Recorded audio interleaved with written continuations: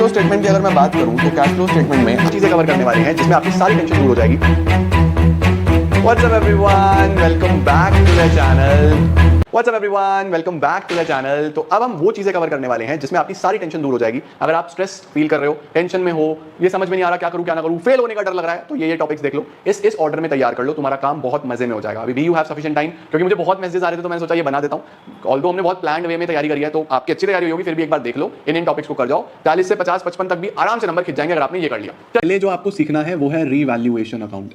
आप अगर revaluation account heading डालोगे तो रीवैल्यूएशन अकाउंट की वीडियो आ जाएगी, आप देखो, बहुत मजे में 15 से 20 मिनट में आपको बनाना आ जाएगा। रीवैल्यूएशन अकाउंट सबसे पहले बनाना सीख लो, ये आपको हर चैप्टर में मदद करने वाला है, ठीक है। दूसरी चीज जो आपको बहुत अच्छे से बनानी आनी चाहिए वो है कैपिटल अकाउंट।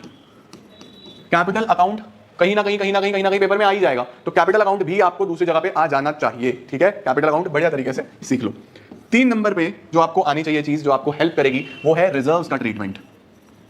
रिजर्व्स का ट्रीटमेंट, रिजर्व्स में यूजुअली कुछ नहीं होता, कोई भी चैप्टर हो, रिजर्व्स डिस्ट्रीब्यूट होते हैं। तो रिजर्व कैसे डिस्ट्रीब्यूट होते हैं, उनकी क्या एंट्री है, किस रेशो में होते हैं, पार्टनर कैपिटल में कहां जाते हैं, ये 3-4 चीजें आपने देख ली, आपका काम हो जाएगा, ठीक है। तो रिजर्व्स का ट्रीटमेंट आपको आना चाहिए।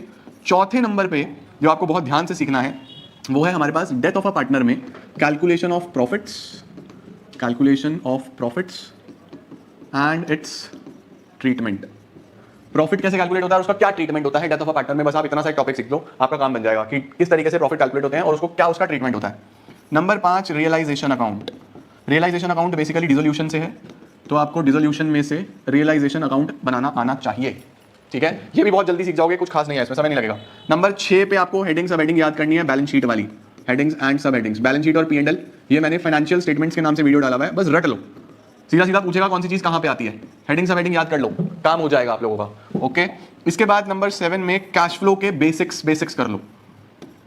कैश फ्लो के बेसिक्स ये उन बच्चों के लिए है जो पास समझ रहे हैं कि कैसे पास हो, तो कैश फ्लो के बेसिक्स। एडजस्टमेंट चाहे छोड़ देना, क्योंकि एडजस्टमेंट करोगे समय लगेगा, एडजस्टमेंट चाहे छोड़ देना। कैश फ्लो के बेसिक्स कर लो, मस्ती में पास हो जाओगे। बस ये देख लो कौन सी चीज ऑपरेटिंग में, कौन सी इन्वेस्टिंग में, कौन सी फाइनेंसिंग में, इतना लिख के आना, स्टेप वाइज पे नंबर मिल जाएंगे, इतना कर जाओ, नंबर मिल जाएंगे, ठीक है। 7 चीजें हो गई। नंबर 8 पे एक चैप्टर है आपके पास थ्योरी वाला, एनालिसिस में एक थ्योरी वाला चैप्टर है, उसमें objectives of financial statement analysis, objectives of financial statement analysis, importance of financial statement analysis, objectives हो गया, इंपॉर्टेंस हो गए फाइनेंशियल स्टेटमेंट एनालिसिस के। उसके बाद methods of financial statement analysis और लिमिटेशंस। 3 पॉइंट याद कर लो, क्योंकि ये सीधा क्वेश्चन आ सकता है। 3 पॉइंट्स, 3 पॉइंट्स इसके लर्न कर जाना, आपका काम हो जाएगा। थ्योरी सीधी याद करनी है, हो जाएगा, ओके। उसके बाद बेटा जी अगर मैं बात करूं डिबेंचर में, तो डिबेंचर में एक 6 केसेस हैं, 6 cases. Issue of debenture considering the terms of redemption, issue of debentures considering the terms of redemption, ये 6 केसेस भाई देख लो, छोड़ के मत जाना, पक्का आ रहा होगा पेपर में। Issue of debentures considering the terms of redemption के 6 केसेस मैंने कराए हैं डिबेंचर में। इसके बाद बच्चे डिबेंचर में से अगर आपको कोई करना है तो issue of debenture for consideration other than cash, consideration other than cash, ये वाला टॉपिक बड़े ध्यान से देख लो। नंबर 10 शेयर्स में फॉरफीचर रीइशू की एंट्री देख लो, फॉरफीचर रीइशू कैसे होता है। इसके बाद issue of share for consideration other than cash, ये टॉपिक बहुत अच्छे से देख लो, आपका काम हो जाएगा। तो ये वो 10 टॉपिक्स हैं जो अगर आप कर लो तो आपको कोई दिक्कत आने वाली है नहीं। 10 टॉपिक अगर आपने बहुत अच्छे से कर लिए तो समझो आपके 40 से 50 नंबर बहुत मजे में खिंच जाएंगे, और ये 10 टॉपिक अभी करे जा सकते हैं। तो जिन बच्चों को डर लग रहा है ना कि यार होगा नहीं होगा कैसे होगा, भाई ये बनाना देख लो।